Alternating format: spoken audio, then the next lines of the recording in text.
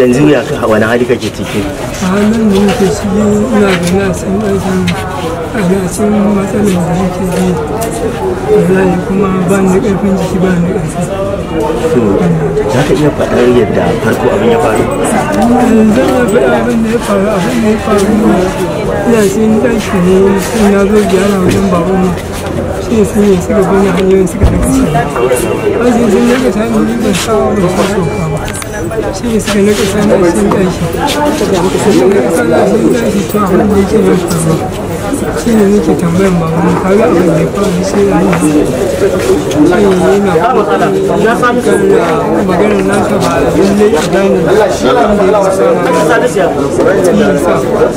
Allah ya baka lafiya masu sauraron kuma ya ba Allah kuma alhamdulillah kuma ya sa dama kuma da baya ba samu dama ma a cikin da muryarsa ba ya mai cewa akwai ci gaba yanayin da kokin lafiya sai kuma wayannan faruwa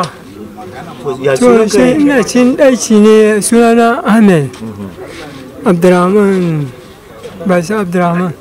to ina cin ɗaki to ni ban san mene ba aka samu aka nika samun kafa to ina cin ɗaki ita ta kwankwasa ne ina ta ce min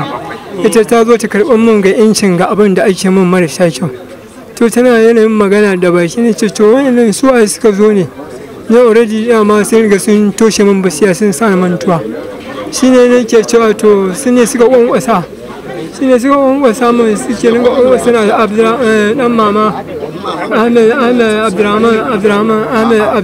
dan mama Ahmed Abdurrahman